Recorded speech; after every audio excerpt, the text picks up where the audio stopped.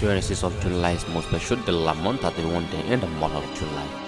That is when most successful men are born. And today is July 26th.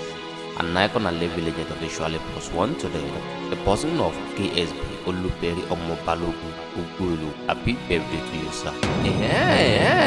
Oko olúyọ lókè tọba ti jòyè tẹ́wọ́ gbà á bá mi Oluperi Alubarika ọmọ balógun ògbòlù. Mo kí ọkọjọ́ ìbí òní o, aṣọdúnmọ́dún báyìí ní ṣàwọ̀ aṣọdúnmọ́dún. Aṣòròmọ́rò báyìí ní ṣàwọ̀ aṣòròmọ́rò ti ṣèyí wà ṣọ́pọ̀lọpọ̀ lókè ìgbèlè wa níjà ṣe mọ́ fún lágbára ìlú wa. Ẹ̀yin lọ́mọ Ẹ̀gbá lísàbí agbègbè àkàlà ọmọrin jogún ọlá àrídìí ògùn lójú ogun ọmọ ẹni dídò sí ilé ipa tó wà ní òmòdé sí àjọgbẹ̀rú ló ń pè yín májò gbé ẹ̀kọ́ tó ẹrú ní ìsinmi ẹ̀kọ́ kì í sì nìyàn kò wá sóhun tán ṣe ní mẹ́ka táyọ̀ kì í ṣe lẹ́gbàá àwọn ọmọ sẹ́músẹ́mù ní momi odò ògùn bẹ́ẹ̀ lọ́n gàrà pẹ̀lú ní òkè Olúmọ wọn lẹ́gbàá méjì báyìí kì í jara wọn ní ọtí kan bá pé báyìí sí bẹ́ẹ̀ ní kejì àpé bá wà ẹ wò mo gbẹ́sẹ̀ kan mo gbé kejì mo rè lérò kú ẹ̀yin lọ́mọ Èkó àdèlé òrìṣà òyò tó ní kálá tútù sọ́sà táńpẹ́ kò sómi lẹ́kọ̀ọ́ àdèlé ìran bàbá yín lọ́la balùwò omi mo dáyọ̀ mo gàgbére mo sájẹ lẹ́sẹ̀ méjì lọ ọdún alẹ́ kan sí lónìí o àlékún owó àlékún ọlá àlékún ire àtẹpẹ báyìí látẹlẹsẹ̀ ń tẹ̀nà wá tẹ̀ ládẹ́pẹ́ òní bọ́jọ́ lọ́jọ́ lọ tuntun tó sì báyìí lẹ́yìn lè fi mú ìbò wá lé gbogbo tó bá dé èrè ó mọ̀ wá ọmọ